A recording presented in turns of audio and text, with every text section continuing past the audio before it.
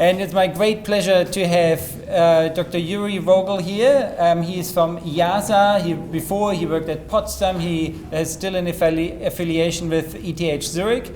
And he is, there are about 4 papers in the scientific literature, or 5, about 1.5 degree scenarios, and he is the first author on 3 of them. So if you want to know anything about 1.5 degree scenarios, then he's the person to talk to. He's the person to quiz, and I'm very much delighted that he will give us a presentation. Afterwards, we have a brief discussion from Irvin Jackson, the Deputy Director of the Climate Institute. As Joeri has as well been in Paris and has been following one-on-one these very intense negotiations in Paris that unfolded particularly around the 1.5 degree scenario. And let me give you a brief background. So Paris, everybody went to, the question was, are we going to get a deal? And then, much to the surprise of many, 1.5 took the center stage. It was the political topic. Even to the extent that some feared, well, we lose a lot of substance in other sections if we go for this symbolic 1.5. If it's not underpinned by the detailed regulation, then we are just talking about symbolic policy, about la-la land, because we don't have the means to get there.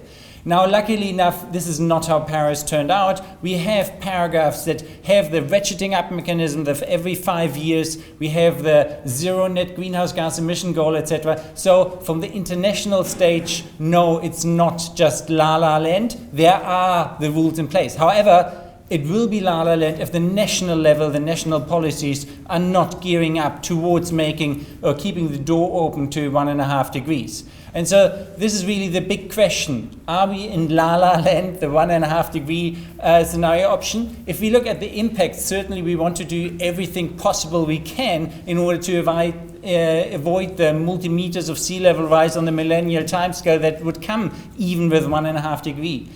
Anyway, without further ado, thank you very much for coming here. Again, as I said, we have first a presentation by Joeri, then Irvin Jackson as a discussant, then we have a short discussion, and then if you have more questions, we might just leave the option at 11:30 for those who have to leave, and then we can have another quarter of an hour or so discussion afterwards, but we are going to see that.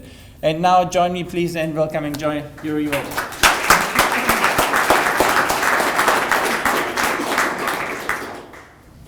Thank you very much, and thank you for the invitation to present here. Thank you also for the very nice introduction.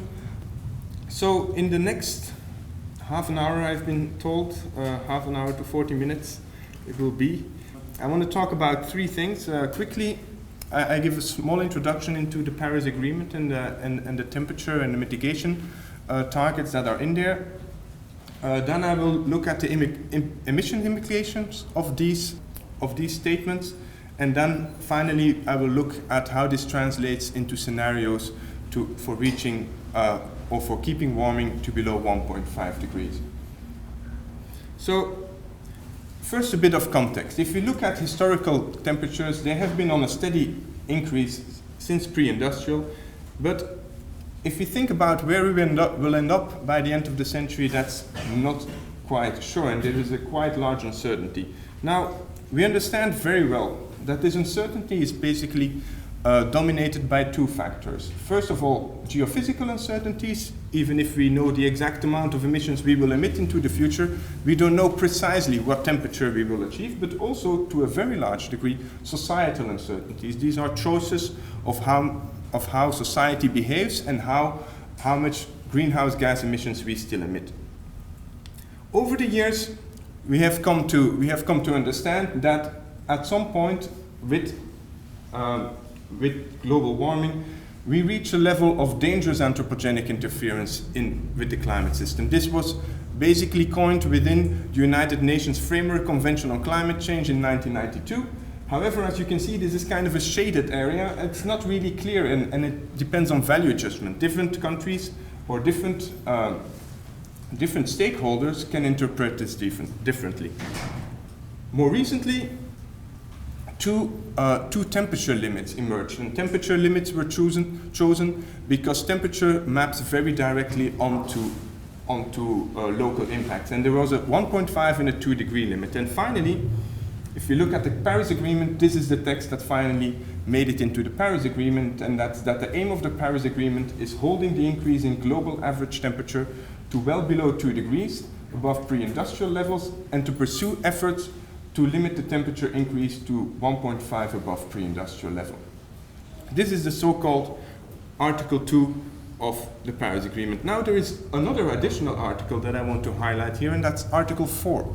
Article 4 of the Paris Agreement is basically the operationalization of this Article 2 of the temperature goals. And so, whereas the first article on the top speaks about temperature, the second talks about mitigation goals. And more specifically, it says, in order to achieve the long-term temperature goal set out in Article 2, parties aim to reach global peaking of greenhouse gas emissions as soon as possible and to undertake rapid reductions thereafter in accordance with the best available science, so as to achieve a balance between anthropogenic emissions by sources and removals by sinks of greenhouse gases in the second half of this century. Now, this second article, or Article 4, basically sets us a target or a goal of reaching net zero greenhouse gas emissions in the second half of the century. Later in my talk, I will discuss how consistent these are with each other and how consistent they are with limiting warming to below 1.5. So far the short introduction to the most important articles of the Paris Agreement that are of importance to this talk. Now,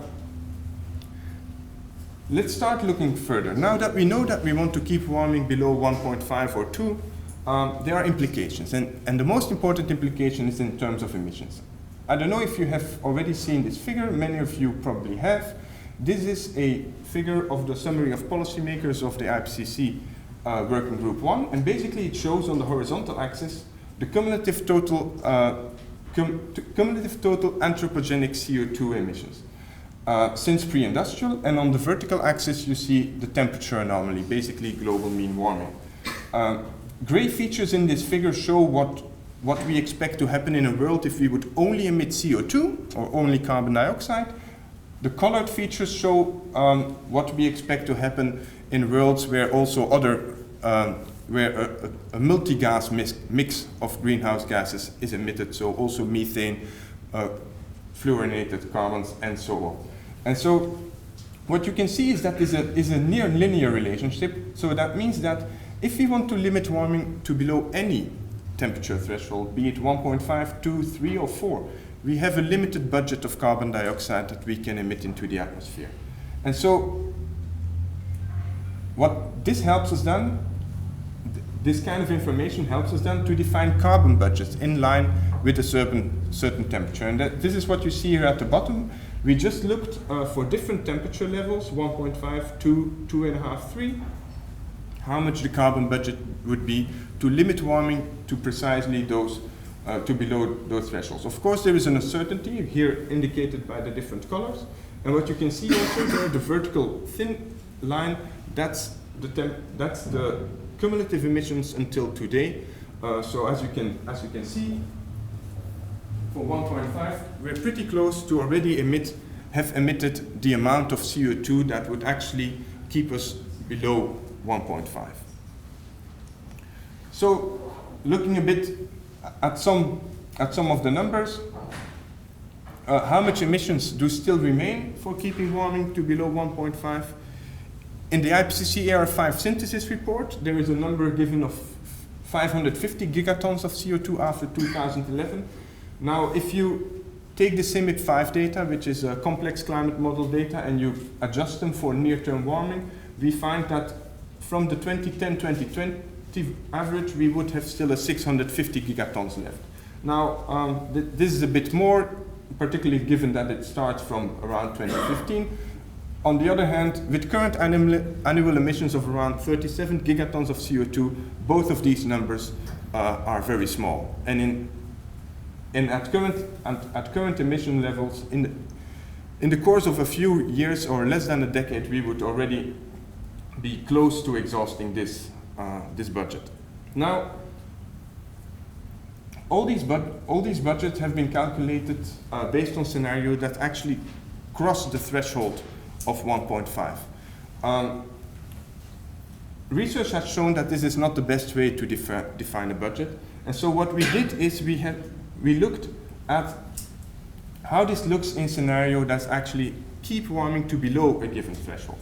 And for example, here you see on the horizontal axis you see the cumulative CO2 emissions.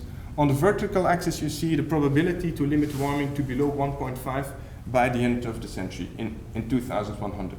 So what you can see is that the probabilities, they range on this graph on the vertical axis from 0 to 0.6, so from 0 to 60%. So this is much lower than what we normally expect from scenarios that limit warming to below 2 degrees. There we talk about at least 50, at least 66, or even higher probabilities. For 1.5, these probabilities are not available, but if you look there at the cumulative emissions that are compatible with keeping warming to below 1.5, we see a range of about from 500 to, let's say, 600, 650 gigatons of CO2 between 2011 and 2100. Now, the interesting thing, however, is if you look in the near term, and here I show for exactly the same scenarios, and maybe I can also shortly explain what the different colors are here. So the different colors, or each line here, shows a different world with different energy demand, different mitigation portfolio, for example, with no nuclear, or with technological breakthroughs. So basically, all these lines show variations of how the future could be, and just already these variations show also a variation in the budget. But what I wanted to show with this figure, this is the budget from 2011 until 2050. So this is the budget that we can emit until mid-century. And what you can see is that this budget is significantly higher than the budget until the end of the century in these scenarios. This implies, or this actually shows, that all these scenarios rely on net negative emissions in the second half of the century. Net negative emissions meaning actively removing CO2 from the atmosphere at a global scale. I will come back to this later. So now we kind of understand the geophysical constraints within which we operate in order to limit warming to below 1.5 degrees. These are constraints which are non-negotiable. These are physical constraints. The question now is how this is translated into societal pathways that stay within these constraints. And the first aspect I want to look at is at the internal consistency of the Paris Agreement. You have, these are the same two articles as I showed before. You have Article 2 with the temperature targets, Article 4 with the mitigation targets. And generally, if one wants to assess the internal consistency of these targets, one follows the following approach. One makes an interpretation of the Paris Agreement climate targets. For example, one wants to limit warming to below 1.5 by the end of the century with a 50% chance. From that one derives the geophysical implications and constraints. For example, what we did before, from a 50% chance implies a budget of 550 or 600 gigatons of CO2 for the rest of the century. This constraint is then put into an integrated assessment model which gives us then technology and emissions pathways. Now, I appreciate that for many of you might not be so familiar with what an integrated assessment model is, and these are these models on which many of these emission scenarios that I'm presenting today are based. So I just want to give, as a small side note, how a typical integrated assessment model looks like. This is the MESSAGE-GLOBIOM integrated assessment model, which is the integrated assessment model we operate at IIASA.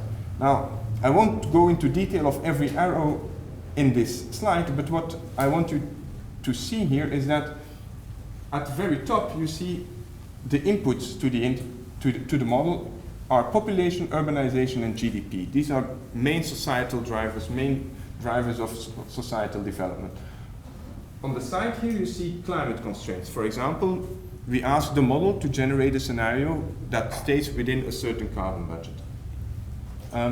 And furthermore, you see different components there. You see the core component is a component that models the energy economy.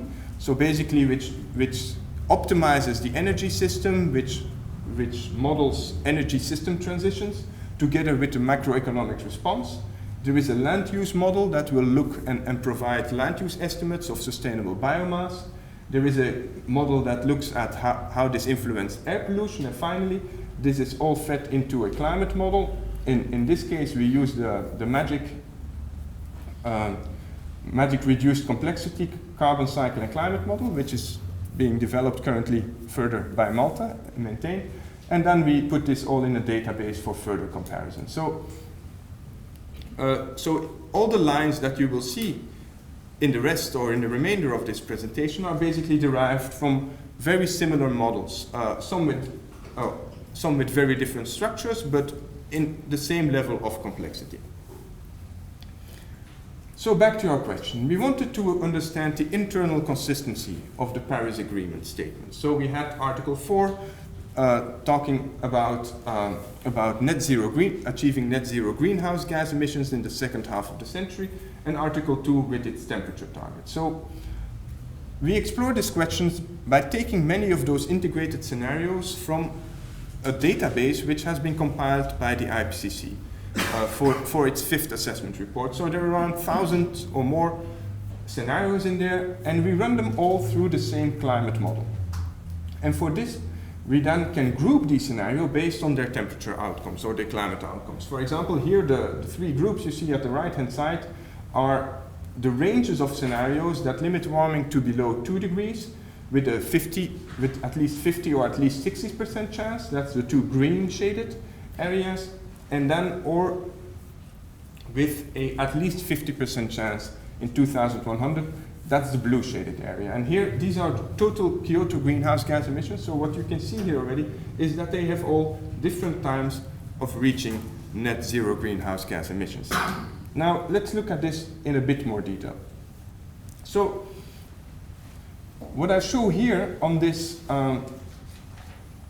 plot is on the horizontal axis is just the year of becoming net zero for total Kyoto greenhouse gases. So this is actually the year in which Article 4 of the Paris Agreement is achieved. And this for the 3 scenario groups that I introduced earlier. And if we then look at the range that is defined by the Paris Agreement, being the second half of the century, we see that it is consistent with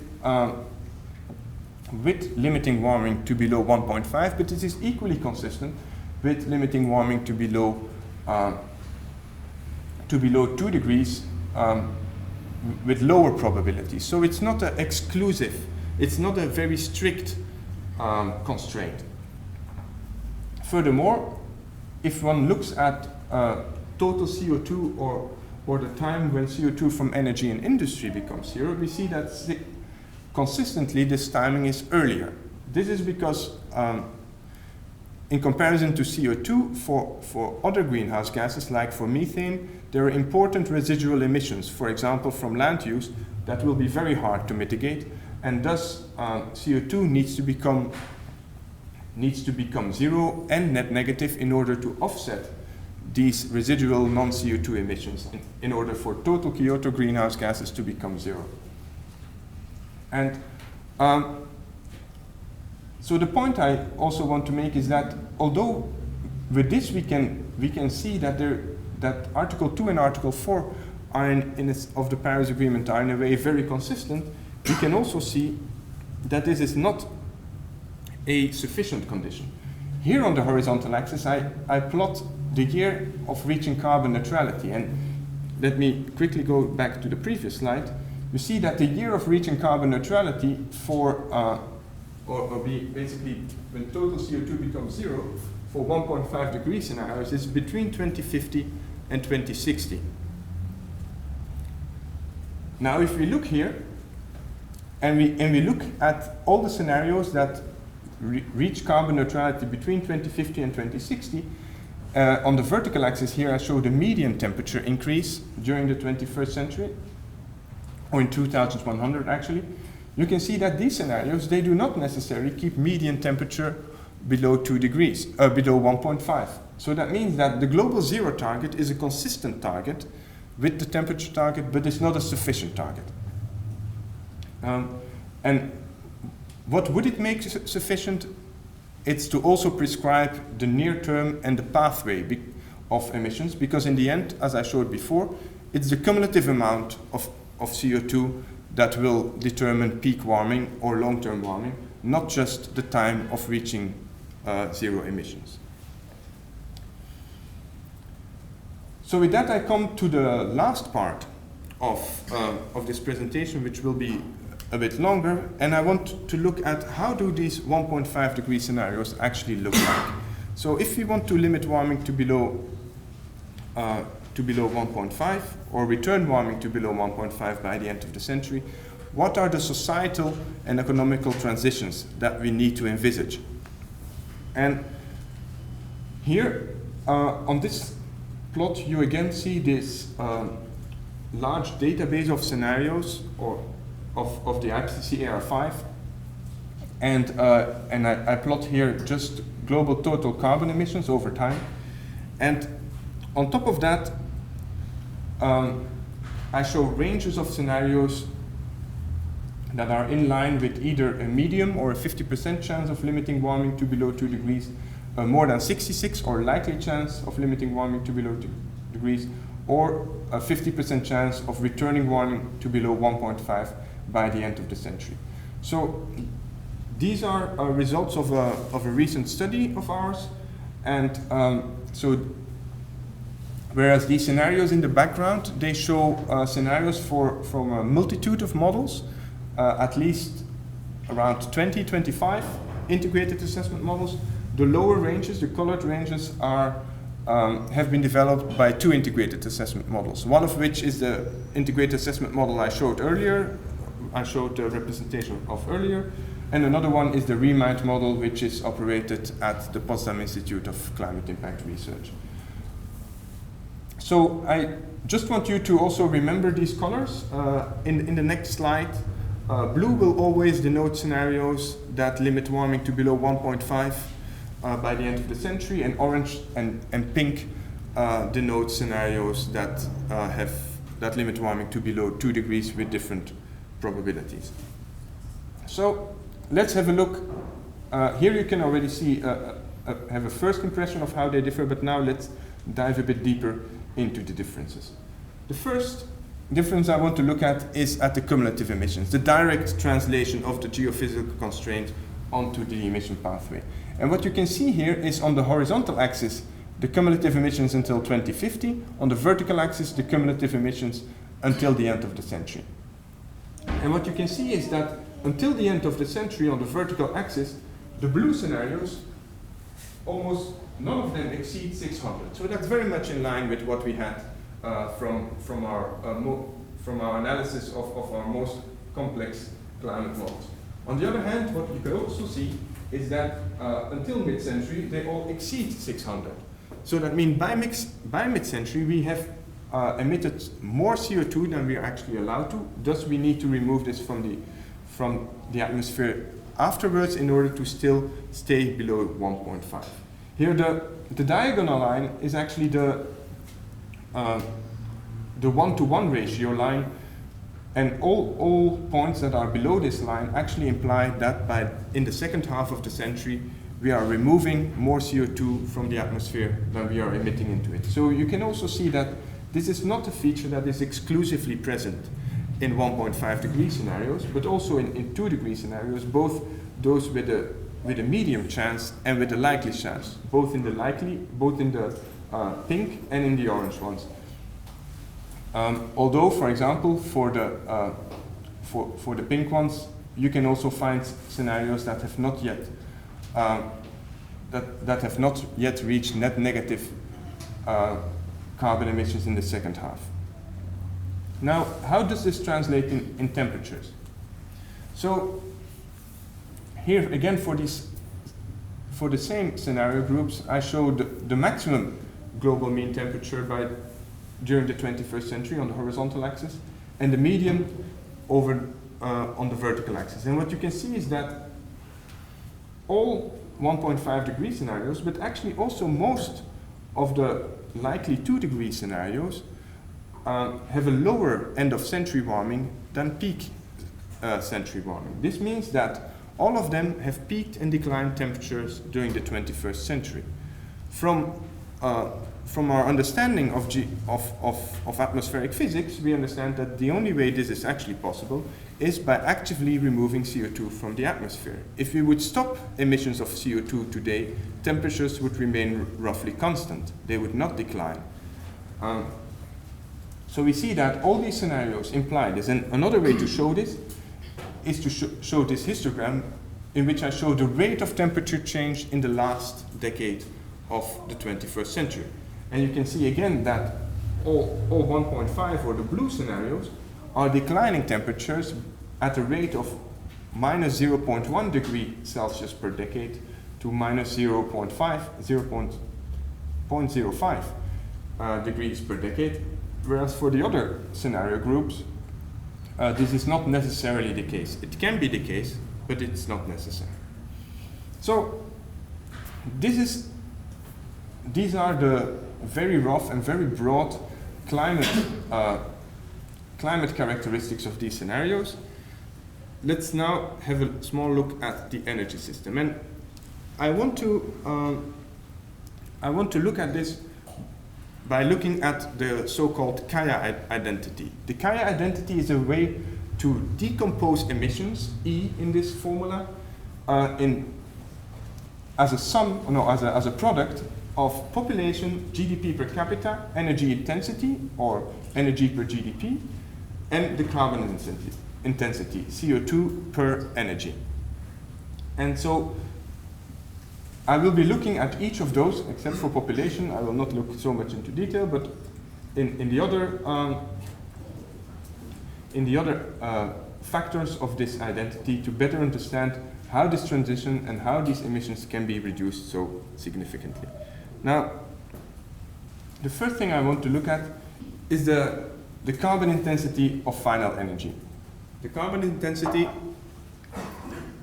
of final energy means how much carbon, or how much, in this case, kilogram of CO2 we produce per gigajoule of energy produced, of final energy. And what you can see here is that basically for all scenario groups, whether they be 1.5 or 2 degree scenarios, the carbon intensity of final energy becomes 0 at some point in the century. So that means that basically energy production becomes carbon neutral. No CO2 emitted anymore for producing energy or for meeting our energy demands.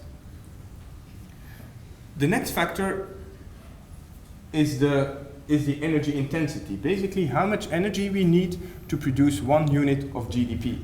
And also here you can see that the 3 scenario groups, and also I always plot this literature range of the IPCC AR5 next to it for limiting warming to below 2 degrees with at least 50%.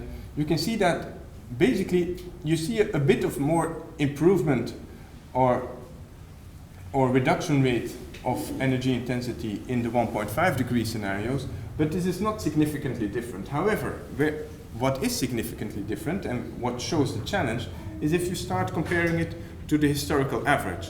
The historical average I plotted there in dashed lines, and you can see that from 1970 to 2010, we had an energy intensity reduction rate of around 1.25.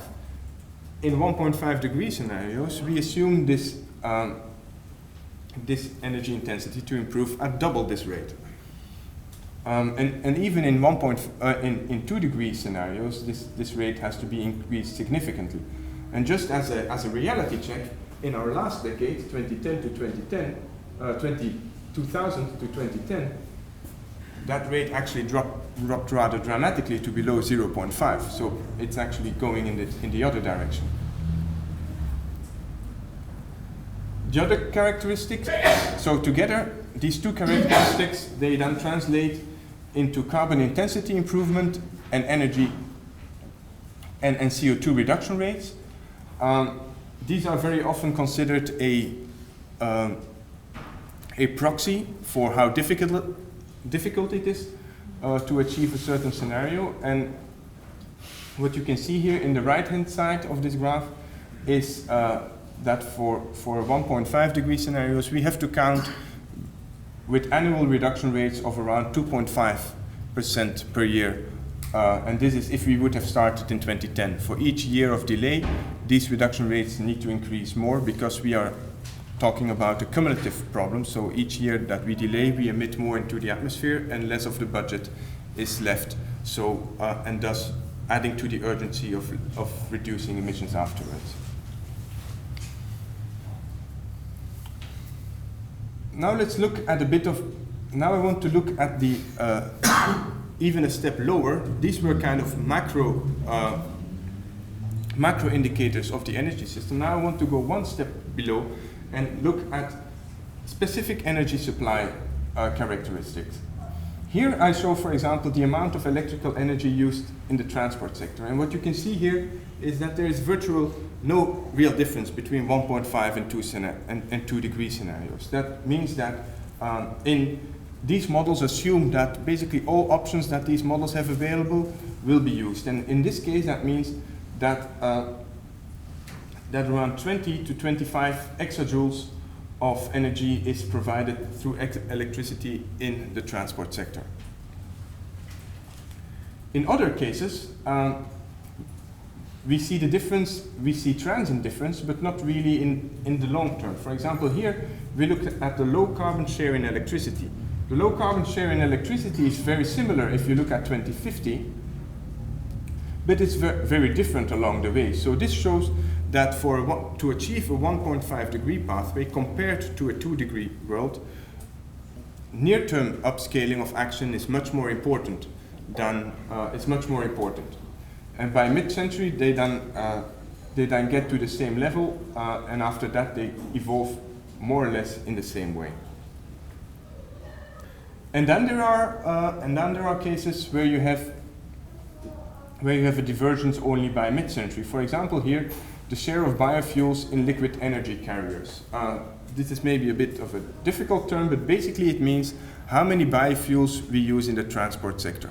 And what you can see here is that in 1.5 degree scenarios, we assume that around 40% of 40 to 50% of the transport sector will be run on biofuels by mid-century.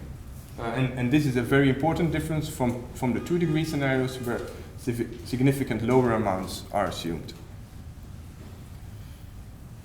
Finally, if we go at the sectors, and we look at the actual carbon emissions that are in those sectors, we also see that 1.5 degree scenarios need a much stronger push in the near term to decarbonize these sectors. The electricity sector is the most important one. In particular because this is a very centralized sector which is assumed, from which we assume that it's really easy for it to decarbonize. So what you can see here is that by mid-century in 1.5 degree scenarios, so this is here the 2050 time frames, we see that we actually have net negative emissions from the energy sector.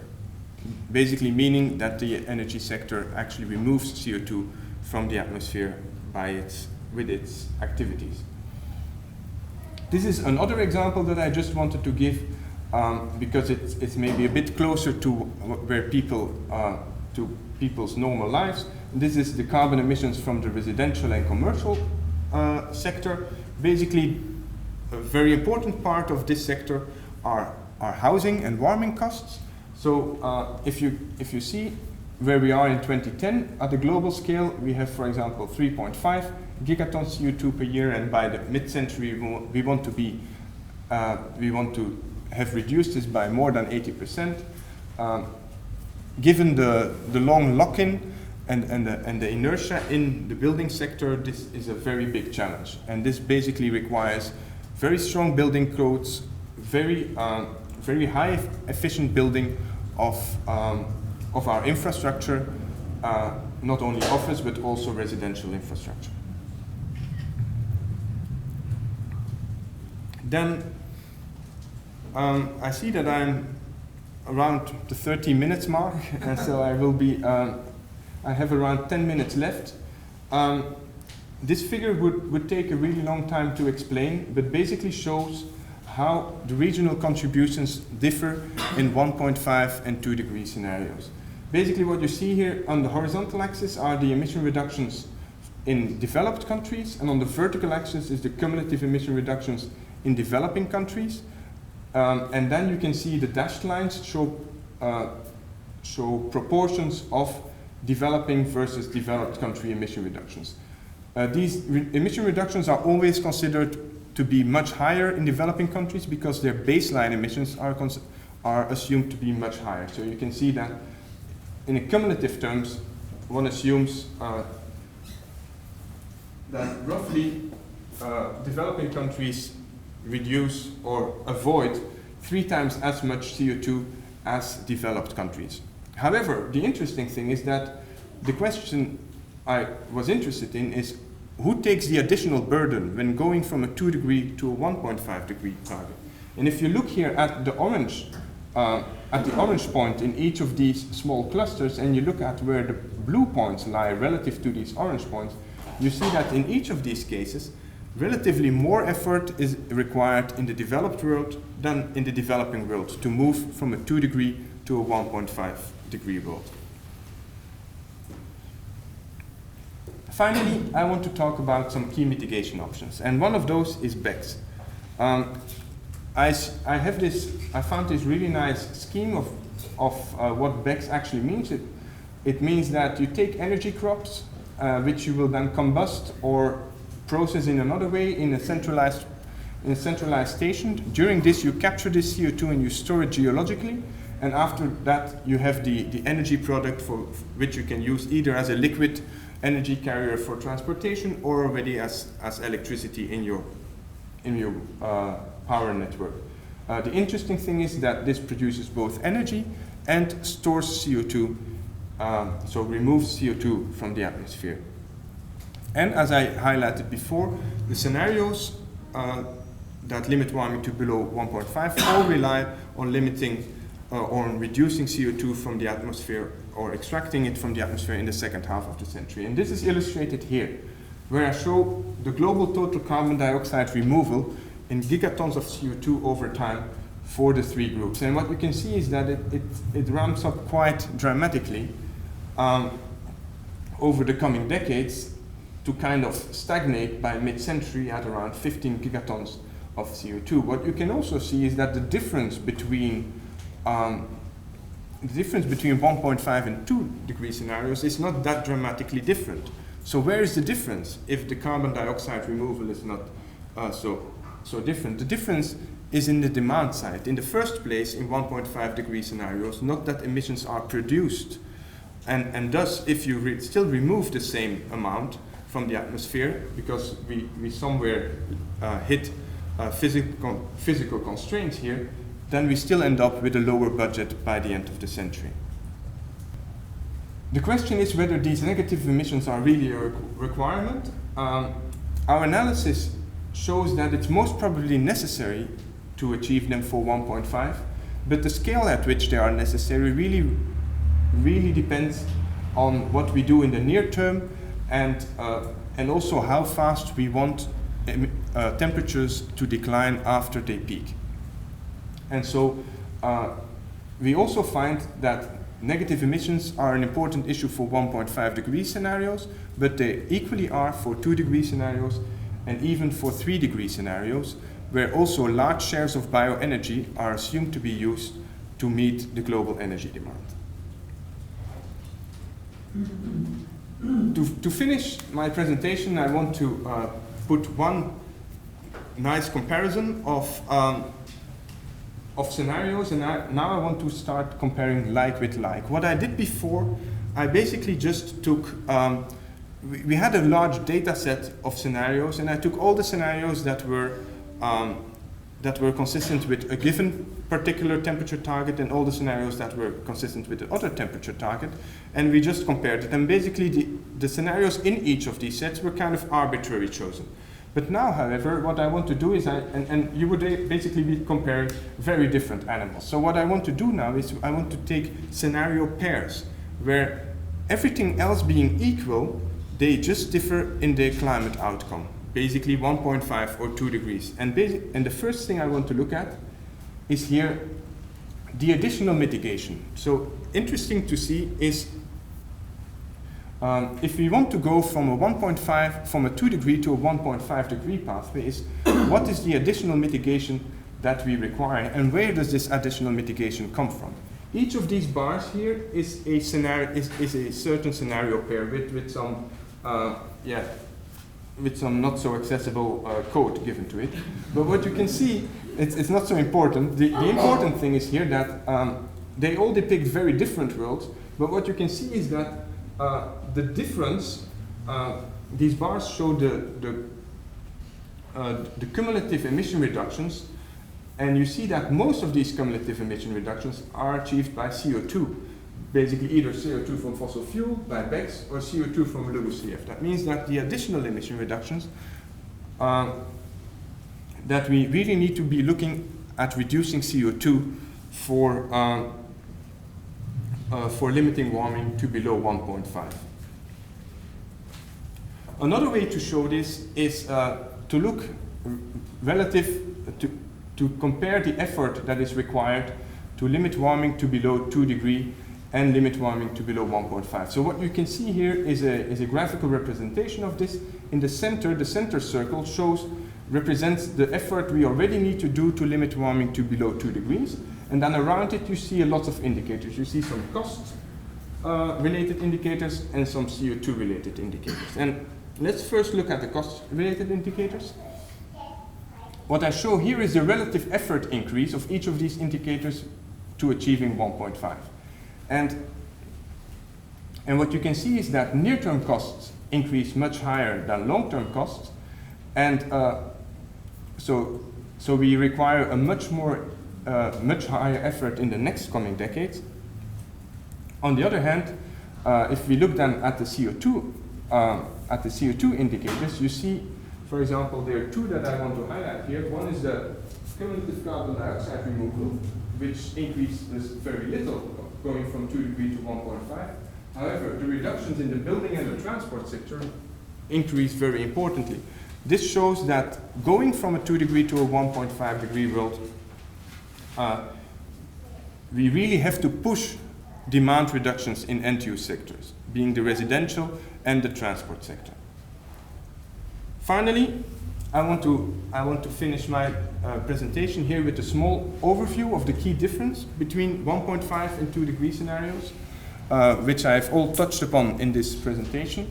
First of all, the additional greenhouse gas reductions mainly come from CO2. We need to count with CO2 reductions that go beyond net zero. We need a rapid decarbonization of energy supply in the coming decades. We need greater demand-side mitigation efforts, so also in the residential sector.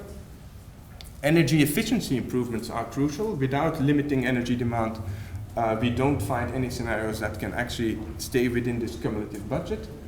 We have higher mitigation costs, in particular in the coming decades, and comprehensive reductions have to happen in the coming decade already in order to keep the window open for limiting warming to below 1.5 by the end of the century.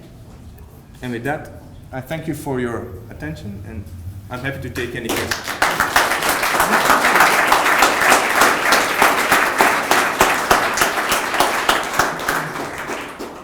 We put questions to the end. Let me just...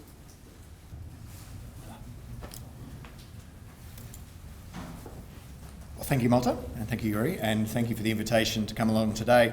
I've been asked to basically do a very short, and I said very clear instructions. I only have 3 slides, which I've very clearly kept to, talking about some of the policy implications of the difference between 1.5 and 2 degrees in Australia.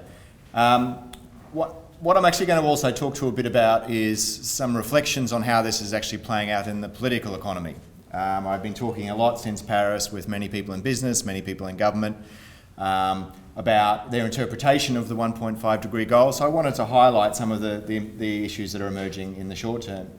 But let me also say thank you very much for the university for hosting this today. I think one of the overriding observations that I would make about this whole conversation is we need to be having lots more of them, because there is, I think, a very limited understanding about the difference between, say, a 1.5 or even a 2 degree scenario for the current trajectory that we're on. So we've also touched a bit about already some of the key outcomes from Paris, but I also wanted to highlight the ratchet mechanism within the agreement, because in some respects this, to me, is the most important element of the Paris outcome, putting aside the temperature goals and the net zero goals for a second. I think this is what, for example, has brought business back to the table in terms of some of the conversation. By having the ratchet mechanism on the table, by a very clear signal that countries are going to come back every 5 years to reassess the actions they're taking and create political moments where pressure will be on them to take more action. This has actually said to business that this is a long-term change. It's no longer a question of if, but a question of when. And combined with the 1.5 to 2 degree scenarios and the net zero language, this is really over time forcing into the heart of business, and I think increasingly of government, that they can no longer avoid a conversation around net zero emissions and getting out of traditional fossil fuels. We're not necessarily at that point now, I don't think, in the Australian domestic policy conversation, but I think it's essentially inevitable now that this is going to keep coming back, and this is going to be the heart of the conversation that we have over the coming decade or so, or decades. Now, to reflect that in part, that we actually don't really, reflecting that the government made an announcement before Paris of what its current or an indicative nationally determined contribution would be of a 26 to 28% reduction. Now, what I've done here is map that target and then what they would have to do post achieving that target to actually get with some indicative less than 2 degrees or 1.5 degree trajectories. I've also indicated there the kinds of targets that have been recommended by the Climate Change Authority and ours is the bottom end of that. The key point I wanted to make with this one is that the current government's target really effectively rules out Australia making a fair contribution to either of those goals. Now this assumes very generously that we get 1% of the global carbon budget. We only have 0.3% of the global population, so we are being very generous in this context. But even given that generous assumption, if we lock in the current target and then try and redirect after 2030, then essentially we're saying we're not going to achieve these goals without huge amounts of negative emissions really quickly from about the 2040s, particularly in the case of the 1.5 degree scenario. Then just to finalise with some observations on 1.5 and policy making, I think because 1.5 came as a real surprise, as Malta outlined in Paris, people haven't really thought about it. And this leads to a whole bunch of knee-jerk reactions from people, and hence the importance of things, as I mentioned in forums like this morning, to build greater understanding of what it means. But you essentially either get two responses. One is that 2 degrees is hard enough, and that comes, from my observation, from many people, for example, in business, who have been working very hard over the last few years to get their boards to sign off on a 2 degree scenario, to get them to start thinking about how they plan for a 2 degree world, to start putting in place some stress testing their company against those kinds of scenarios. And now 1.5 degrees has come along and they think, oh gee, they're throwing their arms in the air, gee, that 2 degrees was hard enough, now we need to go even harder. Which is creating a barrier, is my observation, within business to actually considering what it actually may or may not mean. The second reaction you get is 1.5 degrees is impossible.